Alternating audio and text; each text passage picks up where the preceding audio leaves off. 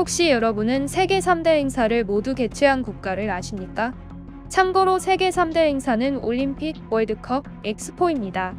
특히 엑스포는 비교적 규모가 작은 인정 박람회가 있고 그보다 규모와 관심이 더 큰 등록 박람회가 있습니다. 여기서는 등록 박람회를 얘기합니다. 그래서 올림픽, 월드컵, 등록 박람회를 합쳐서 세계 3대 행사라고 합니다. 그런데 이 세계 3대 행사를 유치한 나라는 지구상에 6개 국가밖에 없습니다. 이른바 선진국 중 선진국이라고 부를 수 있는 곳들입니다. 그 가운데 대한민국이 이런 타이틀을 얻은 7번째 나라가 되려 합니다. 하지만 문제는 또다시 중국입니다. 중국의 태클이 거세지고 있어 내로라는 대한민국의 삼성, 현대차, SK 등 글로벌 기업까지 대한민국 깃발을 들고 전 세계를 다시 주무르고 있습니다. 오늘은 사실상 대한민국과 중국의 맞불고 번진 부산 엑스포 유치 전과 그 배경을 알아볼까 합니다. 그에 앞서 너무도 소중한 여러분의 구독과 좋아요를 요청드리며 미네르바의 부엉이 미부 오늘 시작합니다. 먼저 대한민국은 이미 올림픽과 월드컵을 성공적으로 개최하면서 전 세계에 멋진 시민의식을 선보인 바 있습니다. 그런 대한민국에게 이제 세계 3대 행사 중 단 하나 남은 것은 엑스포 개최입니다. 그런데 제가 엑스포라고 하면 그거 대전에서 했잖아. 맞아. 그러고 보니 여수에서도 개최했는데? 라고 하실 분들 계실 겁니다. 맞습니다. 대전 엑스포가 있었고 여수 엑스포가 있었습니다. 하지만 대전과 여수에서 개최한 엑스포는 앞에 말씀드린 대로 등록 박람회가 아닌 인정 엑스포였습니다. 간단하게 짚고 넘어가겠습니다. 등록 박람회가 인정 박람회보다 크고 역사가 깊다고 생각하시면 충분합니다. 덧붙이자면 등록 박람회는 전시 규모가 무제한이고 주제 상관없이 다양한 분야 전시를 할 수 있습니다. 특히 중요한 것은 참가국이 각자의 비용과 설계로 전시관을 건립합니다.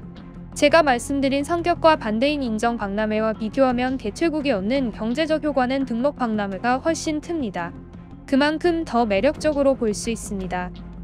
이런 배경 때문에 여수와 대전에서 대한민국이 인정 박람회 성격의 엑스포를 개최했지만 아직 세계 3대 행사를 모두 개최했다고 할 수는 없는 겁니다. 참고로 세계 3대 행사를 모두 개최한 국가는 6개국입니다. 프랑스, 미국, 캐나다, 일본, 독일, 이탈리아가 있습니다. 여기에 대한민국이 도전장을 냈습니다.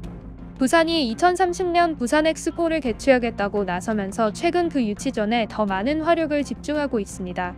삼성 총수인 이재용 부회장, 현대차 총수인 정의선 회장, SK 총수인 최태원 회장을 비롯해 대한민국 재계가 전부 2030년 부산 엑스포 유치를 위해 전 세계를 발로 뛰어다니고 있습니다. 정치권에서도 대통령 특사를 띄우고 국회의장 명의로 전 세계 국가를 방문하며 2030년 엑스포의 부산 유치를 위해 지지를 호소하고 있습니다. 글로벌 스타로 올라선 오징어 게임의 배우 이정재 씨와 K-팝 선두주자로 자리매김한 방탄소년단도 홍보대사로 활동 중입니다. 특히 방탄소년단은 10월에 부산에서 엑스포 유치 홍보를 위한 콘서트도 열 계획입니다. 그런데 이런 대한민국과 부산의 계획이 탄탄대로인 것만은 아닙니다. 다름 아닌 이번에도 중국의 태클 때문입니다.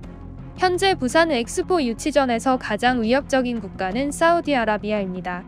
사우디아라비아와 함께 또 다른 경쟁자로 이탈리아가 거론되지만 이탈리아는 이미 2015년에 밀라노 엑스포를 개최한 경력이 있습니다.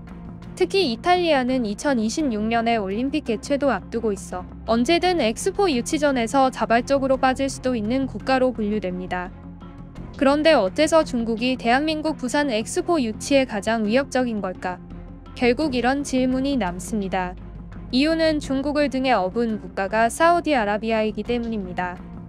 중국은 엑스포 유치전에서 중진국들 표심에 영향력이 강한 국가로 뽑힙니다. 여기에 이전부터 미국에 대항하기 위해 아프리카 여러 국가를 자신들 편으로 포섭하는 데 집중한 곳이 중국입니다. 그런 중국이 이번 엑스포 유치전에서 대한민국 부산의 가장 강력한 경쟁 상대인 사우디를 위해 아프리카 국가를 포섭할 것이란 분석이 나오고 있습니다.